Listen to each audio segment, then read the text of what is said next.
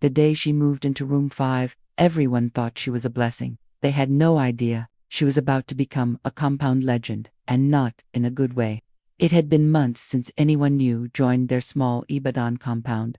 The last woman in room 5 used to fry fish in the corridor like she was running a roadside canteen.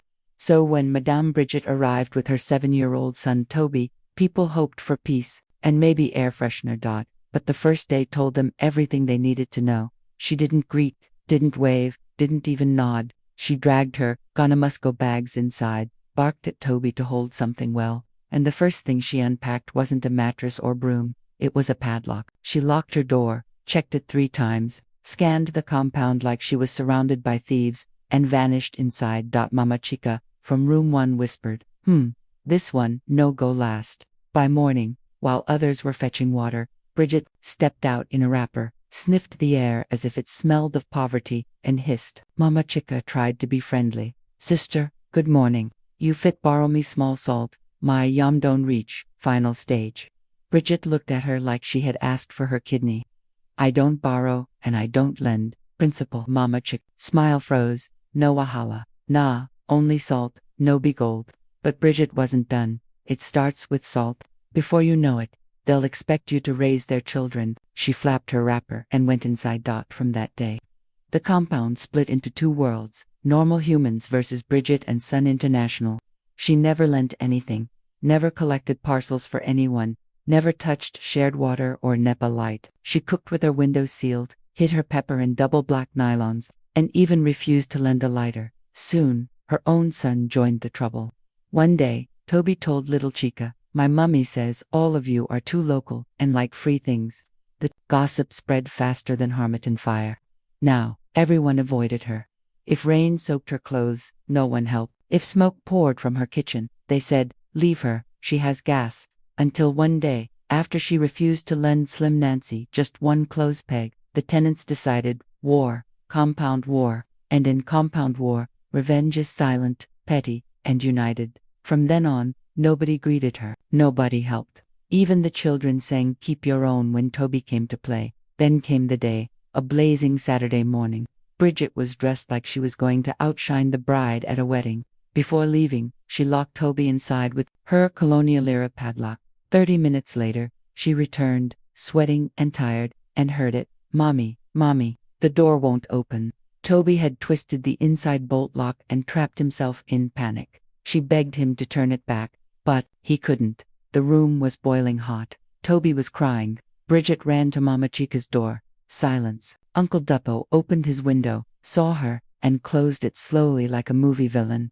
Please, someone help me. My son is locked inside. She shouted. Slim Nancy was in the backyard eating corn and groundnut, pretending not to hear.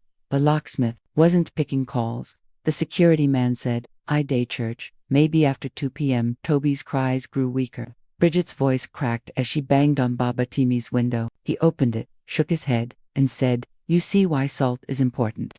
Finally, Slim Nancy appeared holding a bunch of keys like a prison warder. Is it this kind of lock? Bridget's hope lit up. Yes, please. Nancy examined her. Nails. Let me consult the ancestors first.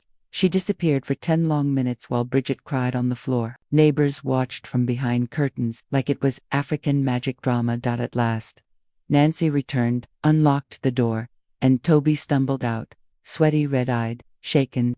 Bridget hugged him and sobbed. But Nancy's words cut through the air. Sometimes it's not pepper or magi you need, it's small kindness from human beings. That night, the compound gathered like a jury. Baba Timi, the old pensioner, stood and spoke. Whether you like us or not, we are your neighbors. Today, the person you avoided is the same person, God, used to save your child. Let us live in peace. For once, Bridget was silent. Later that evening, Nipa took light. Bridget came out, panicking.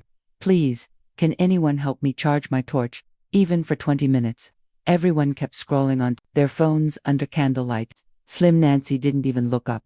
I thought, you don't borrow or lend. Bridget swallowed hard and went back inside. That night, she removed her padlock. She opened her windows. She realized it's not weakness to need people, but foolishness to pretend you never will. The next morning, barefoot and wigless, She greeted the compound softly. Good morning, everyone. I'm sorry. I thought minding my business meant closing my heart. I see now I was wrong. Then she held out a small plastic bowl. Mama Chica, will you take some salt from me today? The compound burst into laughter. Slim Nancy hugged her. Uncle Doppo clapped his soapy hands. Baba Timmy smiled.